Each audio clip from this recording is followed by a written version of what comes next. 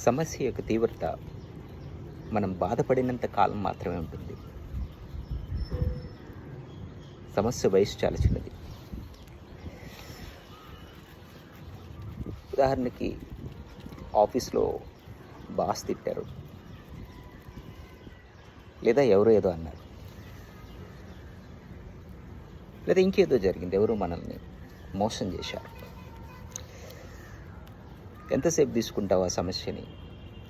ఒక నిమిషం, ఒక గంట, ఒక రోజు, ఒక సంవత్సరం, లేదా ఒక జీవితం? Depends on you. సమస్య యొక్క వయస్సు చాలా చిన్నది. అది మనం తీసుకున్నంత సమయం మాత్రమే ఉంటుంది. జరిగిన విషయానికి ఎంతసేపు మనం బాధపడాలి? దానివల్ల మనకి ఉపయోగం ఏంటి, నష్టాలు ఏమిటి, వెంటనే మనకు తెలియాలి. సమస్య నీ వయస్సు చాలా చిన్నది. మనం తీసుకున్నంత సమయం మాత్రమే ఉంటుంది. గుర్తుపెట్టుకోండి.